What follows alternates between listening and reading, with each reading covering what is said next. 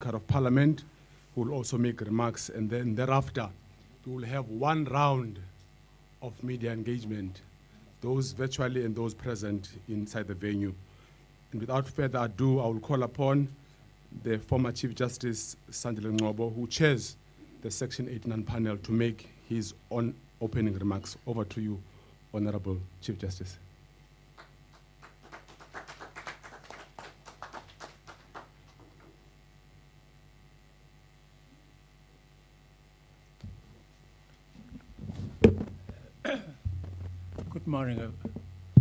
Good morning, everyone.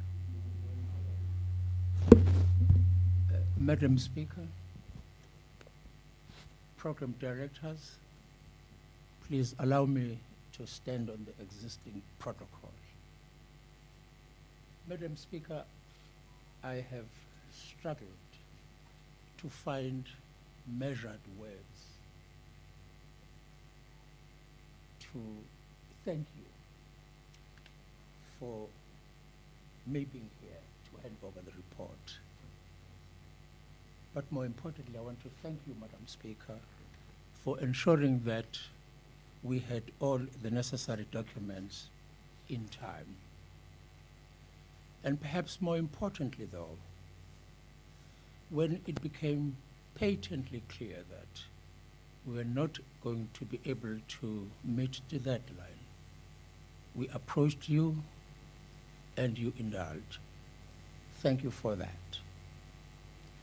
And thank you for entrusting this dreadfully important task on us. Because we worked until the very last minute, I never had the opportunity to thank my colleagues and those who supported us throughout this process. With your leave, Madam Speaker, may I please recognize those individuals. First and foremost, I would like to thank members of the panel, Judge Thokozile Masipa and Advocate Selo, for their willingness to undertake this task. They made massive sacrifice, working outrageously long hours, always reminding me that it was time to break for lunch when I had forgotten. And finally, let me thank them for the sterling work they put into the preparation of this report, and for their unrelenting commitment to duty. Secondly, there were a lot of administrative and logistical support that we required. That support could not have been possible but for the following individuals. Reverend Stemela, always have the man of the cloth around you. Fini Vivius, Ayanda Ngcobo, Warrant Officer Hlongwane, Sergeant Rampele. They made sure that the administrative and logistical support requires were always available. They made huge sacrifices, working unbearable long hours. And may I also thank the parties, that is, the members of the African Transformation Movement, the Economic Freedom Front, fighters. I thought I would neutralize the word. Anyway, and the United Democratic Movement, and the President for the contributions that they made in ensuring that we had the necessary information. In particular, I would like to thank them for submitting the information to us in time, despite the extremely tight schedule within which they had to produce this material. And ironically, it is precisely this information which made it impossible for us to meet the required deadline. And I would like to thank the Secretary to Parliament, who I've just met, the Office of the Secretary to the National Assembly for ensuring that always, within the extremely limited budget they had, at least we could find a shelter from time to time from which to work from.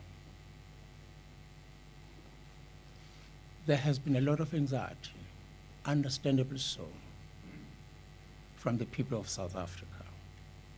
I would like to thank them for their patience and for allowing us the necessary space to do our work without any interruption. And then finally, we owe a huge debt of gratitude to our families for their unconditional support and love. This process taxed their patience to the ultimate limits that human endurance could ever tolerate. Madam Speaker, with those few words, may I take this opportunity to hand to you the report. Let me explain to you how the report is. The report consists of 3 volumes. The first volume, volume 1, is the report itself. Volume 2 and 3 is the record of the proceedings, which contains every single document on which we relied in order to prepare this report. In addition to that, we've made available to the Speaker the electronic version of that report. There is just one matter which I really need to respond to because it stems from a perception. I don't normally respond to what appears on television or the media because it's not my job to do that. But I do want to make this clear. Someone went on television and said, if this panel does not call the Hawks or call what, it would not have done its job. Let me make it quite clear and firmly, that's not our job. Our job was to interrogate the information that members of the Assembly saw fit to present to us. That's what the rules made by the National Assembly told and required us to do. With perception once and for all. It was not our job to call whoever you wanted us to call to help us here. The rules that you made it quite clear, and that's what these volumes are based upon. Thank you.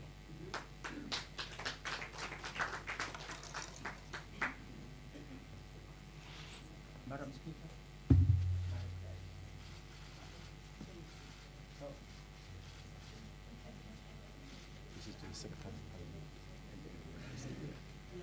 Call upon the Secretary to receive for processing with the electronic version. Thank you.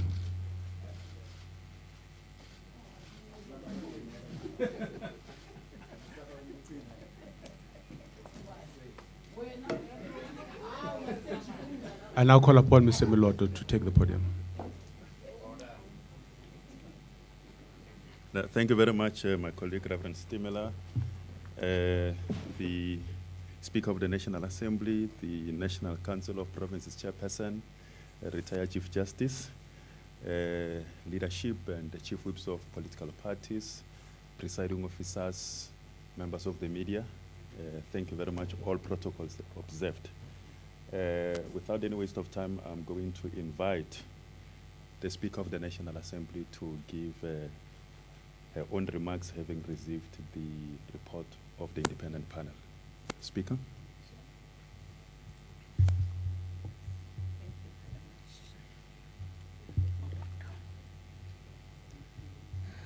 Chairperson Anindiboni. Chairperson of the Independent Panel, former Chief Justice Ngcobo. Chairperson of the NCOP, Honorable Masondo. Leaders and whips of political parties and members of parliament present. Program Director, ladies and gentlemen. Thank you. Thank you very much. The ceremonial handover of the report of the Section 89 Independent Panel marks one of the indicative milestones in South Africa's maturing constitutional democracy. It is necessary to restate the mandate of this panel, namely to consider a preliminary inquiry relating to a motion proposing a Section 89 inquiry and make a recommendation to the Speaker whether sufficient evidence exists to show that the President committed a serious violation of the Constitution or law or committed a serious misconduct.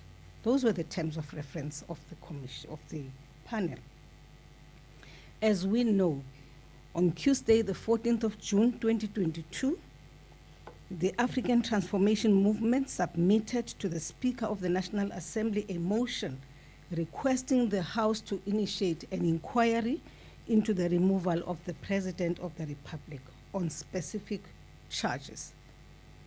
Initially, I declined the motion, and this was not compliant with the plausible rules of the National Assembly.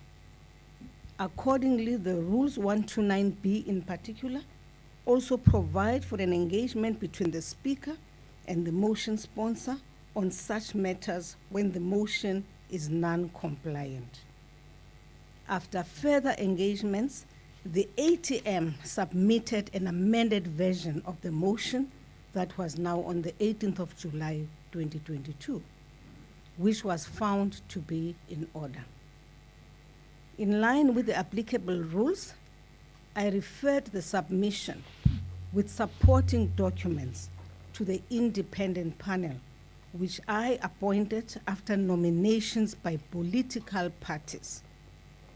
Indeed, the involvement of political parties in the constitution of the panel forms an essential element of checks and balances to jealously guard its independence, to remove any perception of bias, so that the integrity of its outcome is not brought into question. About 13 days ago, the panel conducted an assessment whether it would complete its work within the 30-day period which was imposed by the rules, and felt that if granted few more days, it would do justice to its mandate. Now, using the relevant provisions in the rules, I accordingly granted the extension, once again to safeguard the quality, credibility, and integrity of the process. With the handing over of this report, the life of the panel has accordingly come to an end. Allow me, therefore, the opportunity to extend and express our gratitude and appreciation to the panel, consisting of retired Chief Justice Sandile Ngcobo, who led the team as chairperson, retired Judge Thokozile Masipa, and Advocate Mahlape Sillo, for their professionalism in executing the mandate given to them. The report will be communicated to members of Parliament through the next publication of the announcements, tablings, and committee reports tonight. We have set aside the 6th of December for consideration of the report by the National Assembly. The role of the National Assembly pertaining to this report is articulated in the rules. The House will consider the report, its findings and recommendations, and adopt a resolution through a simple majority vote, whether a further action by the House is necessary or not. I thank you, honorable members, and I hope that it clarifies the process. We will now, from now onwards, I've received the report as you have seen here in public as requested by the judge. I will now, remember, it is not my report. I will not study the report. I will take the report, work with the team to ensure that the report appears in the ATC tonight. I thank you all, honorable members, for the respect you have given us by being present at this handover ceremony. Thank you very much.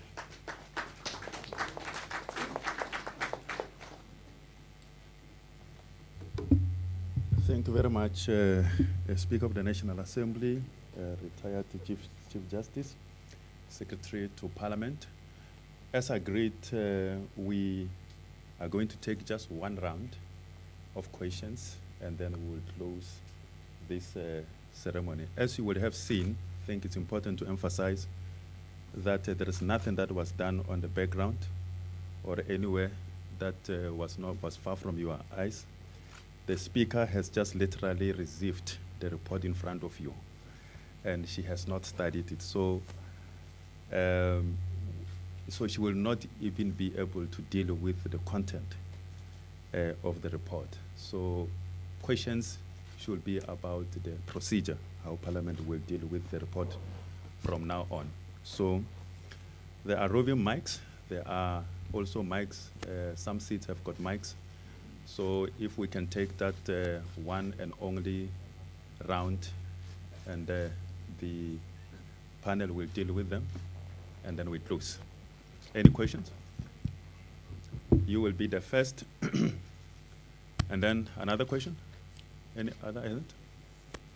There are also colleagues on virtual platform. So we ask that you just deposit your questions on the chat, and then they will be brought to my attention so that they are also raised here.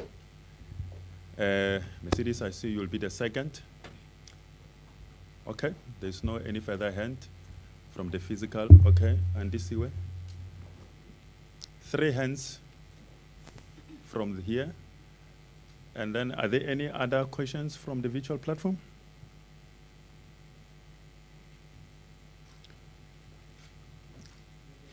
Okay, not yet. So, yeah, those 3 questions. Okay, 4 questions with Ebra. Okay, the first one. Yeah, go ahead. Good morning. Yes. Good morning, Paul Lecter from Bloomberg. Firstly, all of the political parties represented here in the report report. And secondly, is there no way of creating a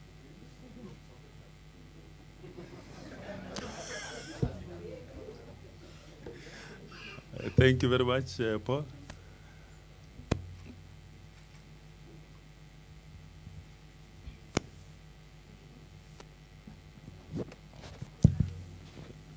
There are other mics here which are working.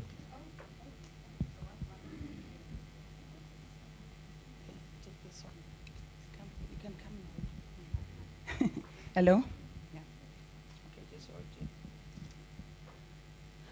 Okay, to Chief Justice, retired Chief Justice, the first question would be, how would you rate your impartiality of the panel and yourselves as individuals? We know perceptions are there and you cannot do anything about perceptions. When you were doing your work, how would you rate yourselves in terms of impartiality, working through the assessment without fear, favor, or prejudice, as the rule requires in 129? And Speaker,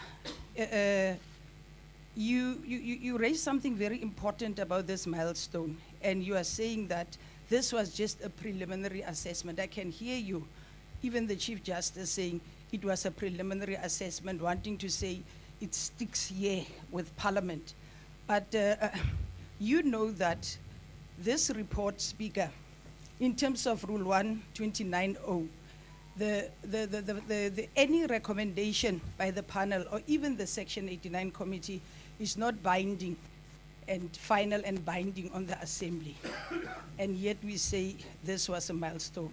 So what it means is that even if the panel comes and says there is a prima facie evidence against the president, the final decision lies with you to adopt that report, but also to decide on whether you will establish that Section 89 committee. We don't know what the recommendation is. So it says any recommendation is not final and binding, which means if the panel is saying the president has a case to answer, you can still reject it in terms of voting in the assembly. However, if the panel says, yes, the president does not have a case to answer because you say any recommendation, can you as the assembly, and will you assure that even if you feel as members of the National Assembly that the president has a case to answer, even if the panel didn't find it, because the final decision of the panel is not binding, you can go the other way and still say, no, we do need a Section 89 inquiry. I also want to know, how much has this cost, Speaker? I mean, in terms of procurement and so on. And again, to the Chief Justice, why exactly did you need this extension? What I know in the ATC, for example, you indicated that you will also be doing research. Would you tell us what kind of additional research is it that you needed? Maybe you don't have to say what is in the report, but that was in the public domain. Yeah, thank you, So, Mercedes. Thank you. Next question. Nosiviwe Makinana from the Sunday Times. My first question to the Chief Justice, I do understand that the rules do not provide for an oral hearing while you're doing your work, but I would like to know if the panel had to summon anybody or any information, or did it rely on the information that is already in the public domain while it was doing its work? To the Speaker, I would like to find out, ma'am, if on the 6th, when the House sits to debate and vote, do you know what sort of voting method are you going to follow? This time we have seen roll calls, we have seen chief whips voting on behalf of their parties and so on. Are you able to tell us what sort of voting will be followed on Tuesday? Okay, and then the fourth final. Were you the final? Yes.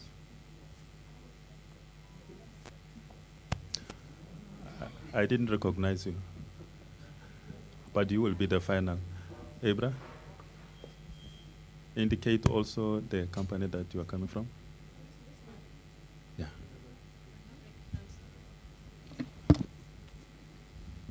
Hi, it's SABC. I'm mostly covered by my colleagues. I just want to know, the 6th is around the corner.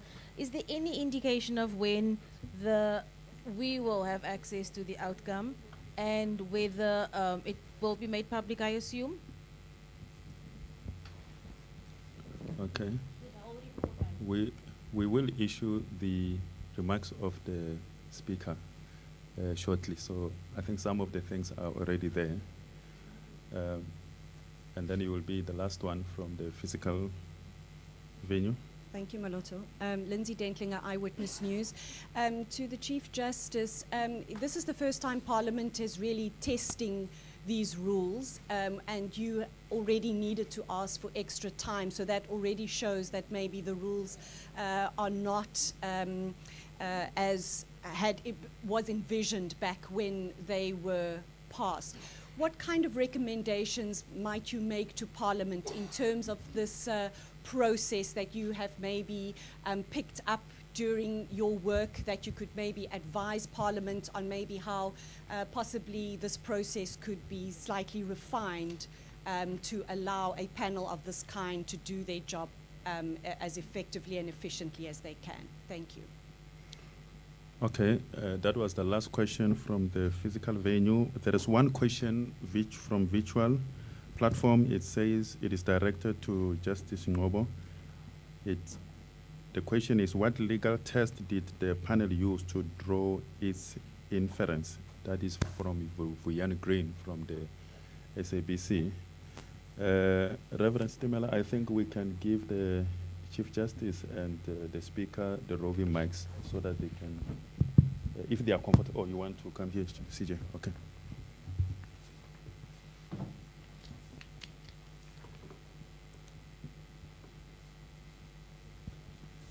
You will pardon me. Old age doesn't allow me to remember everything that's being said. So I will only respond to those questions that I can remember. If I omit your question, it's not deliberate, it's just that I can't remember it. You know, somebody asked us about how do we rate ourselves. I'm not too sure, ma'am, how to answer that question. Throughout my career as a judge, I've never rated myself. What rates me is the quality of the document that I produce, the reasons that I articulate in support of my finding. That's the real test of whether one is impartial or not.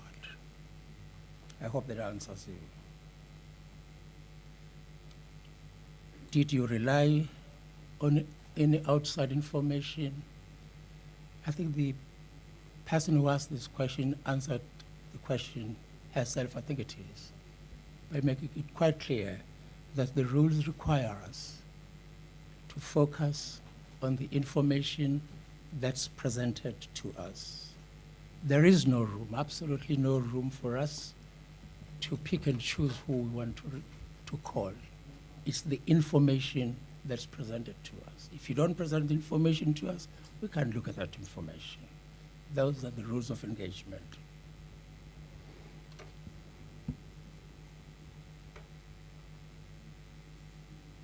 Is there a question?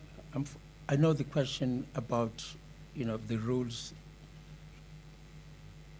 What research was required?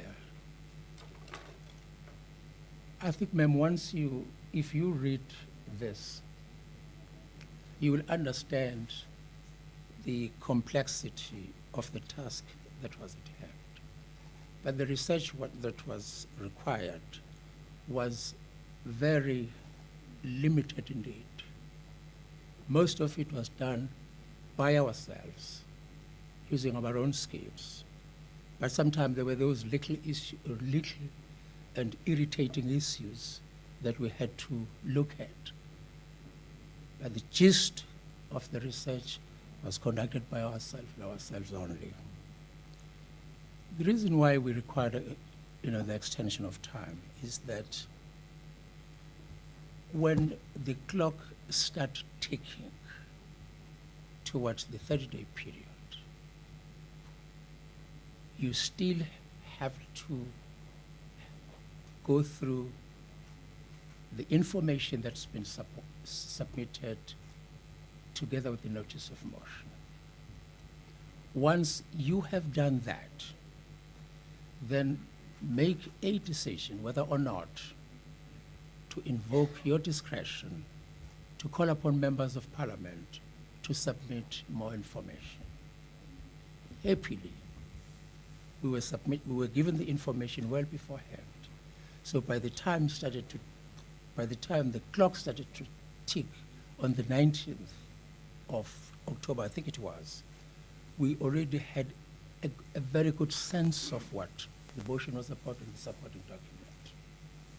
We made a decision to invite members of parliament to submit to us additional information or whatever information they wanted to place before us.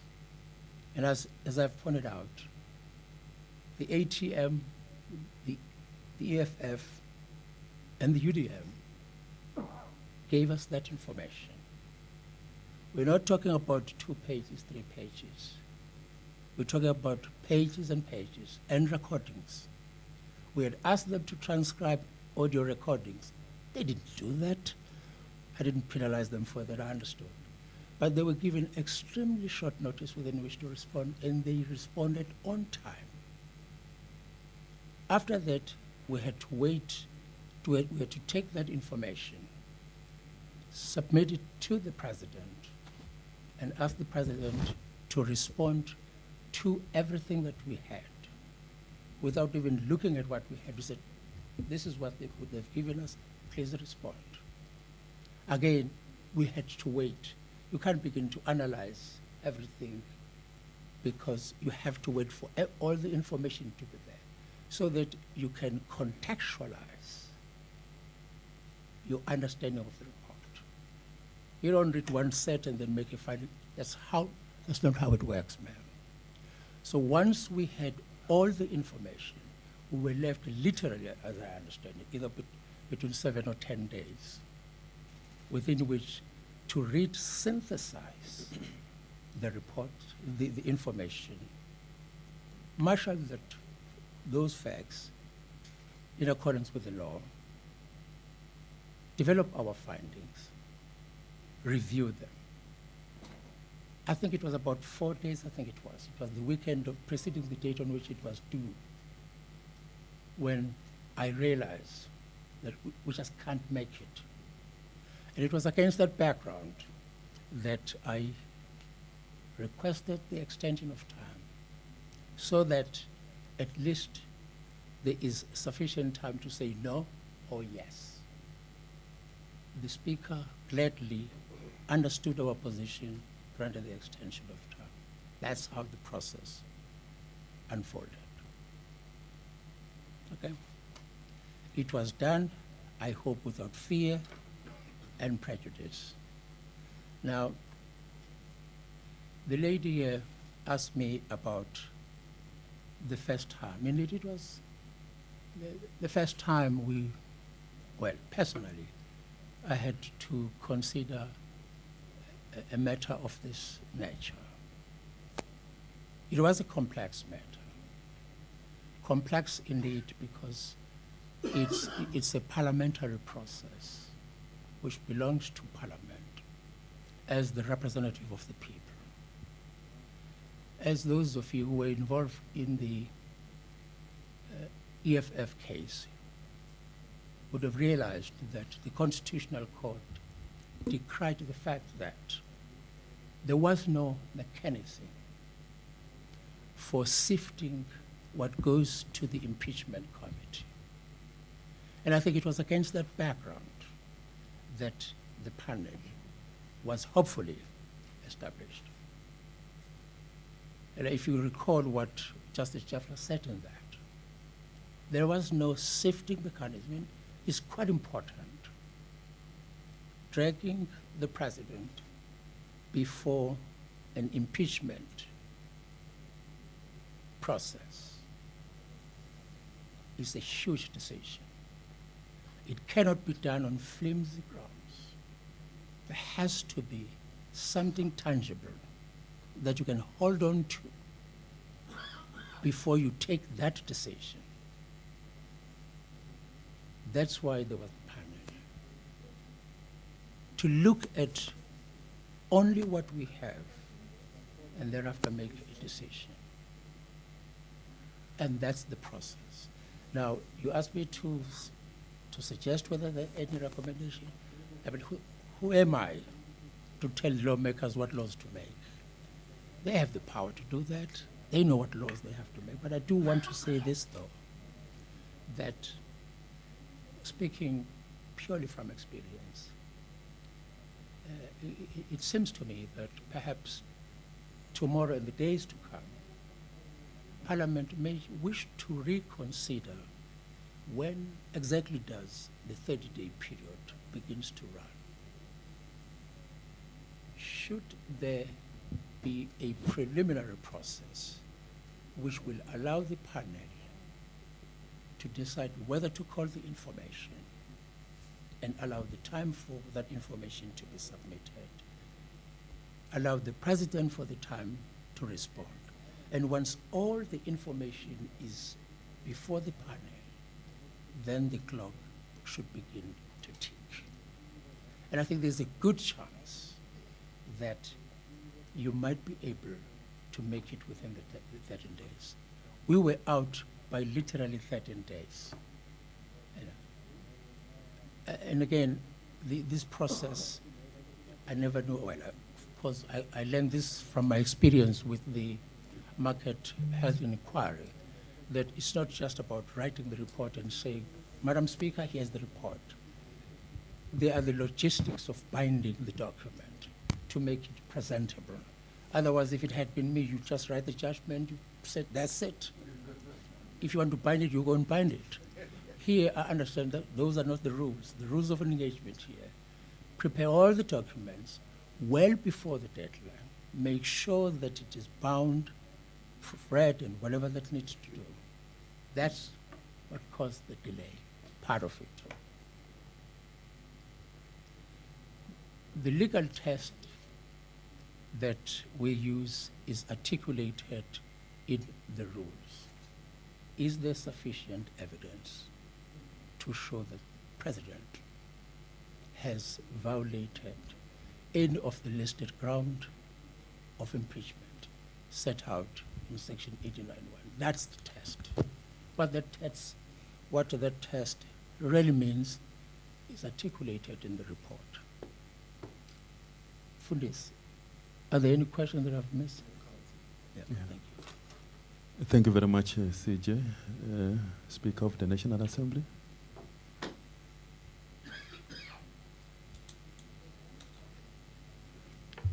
Thank you very much, Tapo. I have 3 questions. The first one is,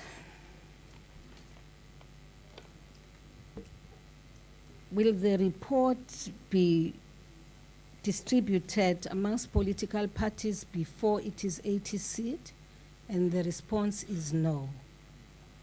The parliamentary processes determine that any tabling of a report, any tabling of announcements, all of those are done on the ATC.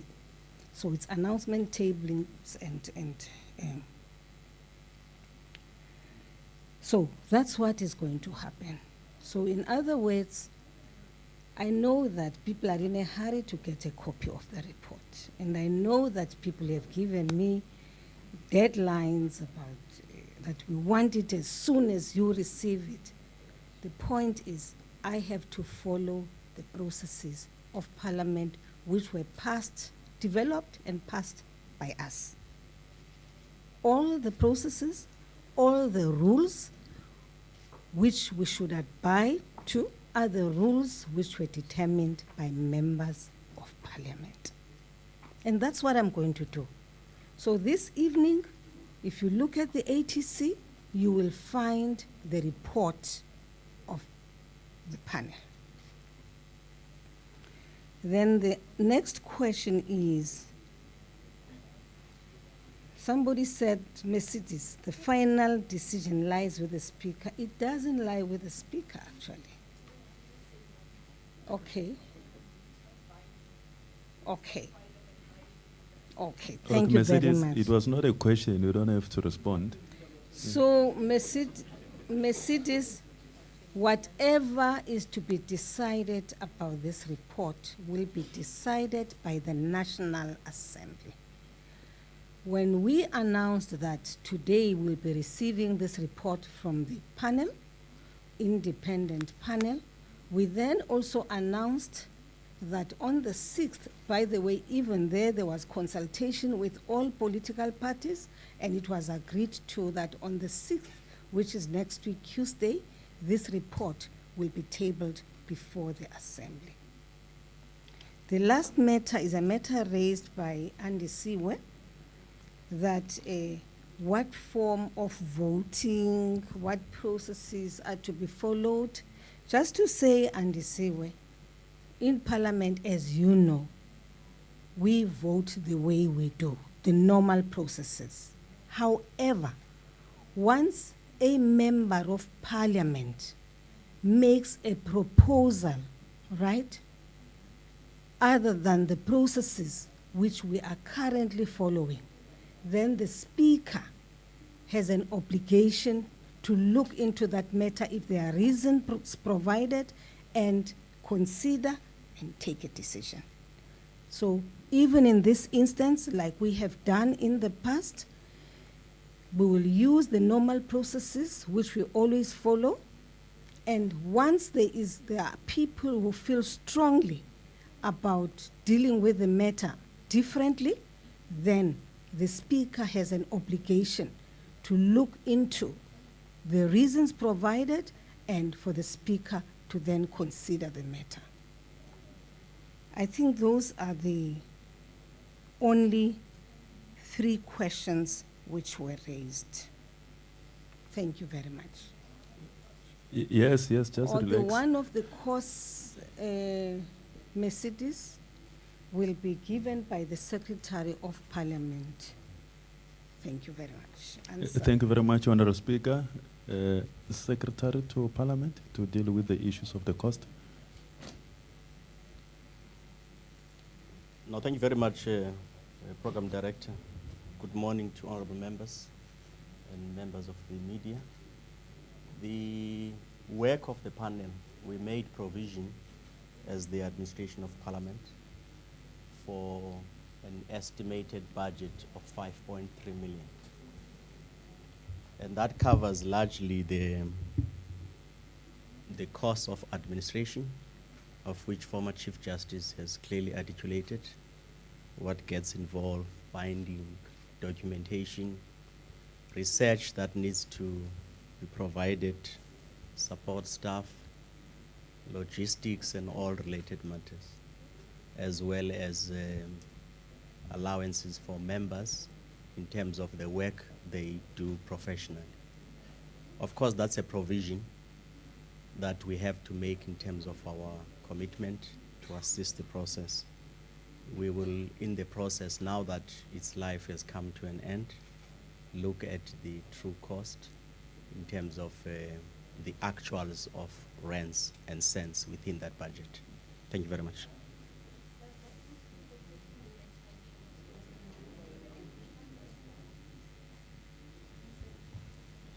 The provision is for the period in which the work has all been done. Thanks. Hey, Mercedes, remind me never to chair a press conference where you are present. Ladies and gentlemen, thank you very much. I think those were the questions. Please allow me to, or before that, there is a question that I received. What is ATC? ATC is a publication of Parliament which contains announcements. And it is distributed to members of Parliament, to the media, as well as to the members of the public. So the same time that members will be receiving it, it will also be available to the members of the public, and it will also be posted on the website of Parliament. Thank you very much, Speaker of the National Assembly, retired Chief Justice, Secretary to Parliament, the Chairperson of the NCOP, the Chief Whip of the ANC of the Majority Party, the Leader of the Official Opposition, the Chief Whips of political parties, the House Chairpersons, and members of the media. Thank you very much for your attendance. The press conference is adjourned.